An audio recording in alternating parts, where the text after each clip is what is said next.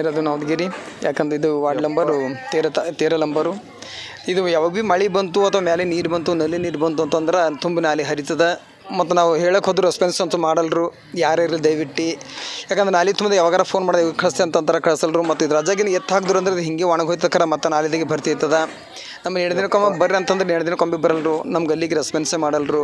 ಯಾರಿಗೆ ಹೇಳಿದ್ರೆ ಬಿಗೋದು ಬರ್ತೆ ಆಗೋದು ಬರ್ತೆ ಅಂತಂಬದು ಹೇಳೋದು, ಕತೆ ಹೇಳೋದು ಓಡೈತಾರೆ. ಯಾಕೆ ಈ ಥರ ಎಲ್ಲ ಮಾಡ್ತಾರೆ? ನೀರಲ್ಲಿ ಬಂದು ಮನೆಗೆ ಹೋಗೋದ್ರು ಭೀ ಅದು ಕೇರ್ ಮಾಡಲ್ರು. ವೀಡಿಯೋ ಮಾಡಿ ಕಳಿಸೋರು ರೆಸ್ಪಾನ್ಸ್ ಮಾಡಲ್ರು. ಅದಕ್ಕೆ ದಯವಿಟ್ಟು ಮತ್ತು ಇದು ಏನು ಮಾಡಲಿಲ್ಲ ಅಂತಂದ್ರೆ ನಮ್ಮ ಮುಂದೆ ಏನು ಮಾಡಬೇಕು ಅಂತಂಬೋದು ನಾವು ಆಮೇಲೆ ಹೇಳ್ತೇವೆ.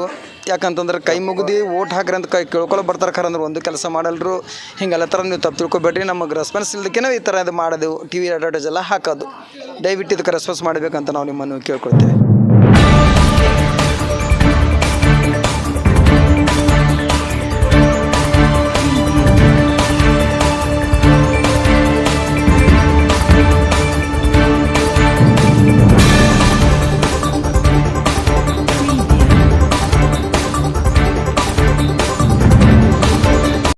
ಇವತ್ತಿನ ದಿವಸ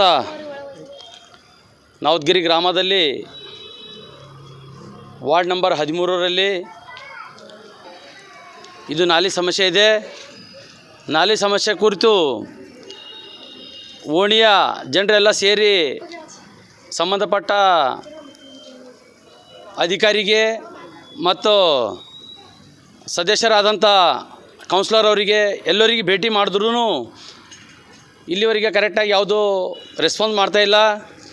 ಯಾಕೆ ಮಾಡ್ತಾಯಿಲ್ಲ ಅಂತಂದರೆ ಎಲೆಕ್ಷನ್ ಬಂದ ತಕ್ಷಣ ಏನು ಮಾಡ್ತಾರೆ ಅಂತಂದ್ರೆ ನಾವು ಅದು ಕೆಲಸ ಮಾಡ್ತೇವೆ ಇದು ಕೆಲಸ ಮಾಡ್ತೇವೆ ಅಂತ ಸುಳ್ಳು ಆಶ್ವಾಸನೆ ಕೊಟ್ಟು ಏನು ಮಾಡ್ತಾಯಿದ್ದಾರೆ ಟೋಟಲಿ ಇದು ಹೆಚ್ಚು ಮಕ್ಕಳು ಆರೋಗ್ಯದಿಂದ ಕೆಟ್ಟೋಗಿ ಮನೆಯಲ್ಲಿ ವಾತಾವರಣ ಭಾಳ ಕೆಟ್ಟೋಗಿದೆ.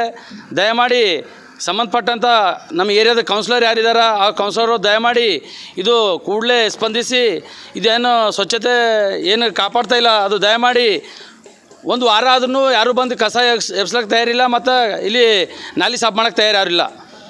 ಇಡೀ ನಮ್ಮ ನವದಗಿರಿ 13 ವಾರ್ಡು 12 ನಂಬರ್ ವಾರ್ಡು 2 ವಾರ್ಡಲ್ಲಿ ಇದೇ ಕತೆ ಇದೆ. ದಯಮಾಡಿ ತಾವೆಲ್ಲರೂ ಸ್ಪಂದಿಸಿ ಜನರಿಗೆ ನ್ಯಾಯ ಒದಗಿಸ್ಕೊಟ್ರೆ ಚೆನ್ನಾಗಿರುತ್ತೆ. ಇಲ್ಲಾಂದ್ರೆ ಬರೋ ದಿನದಲ್ಲಿ ಜನರೇ ಪಾಠ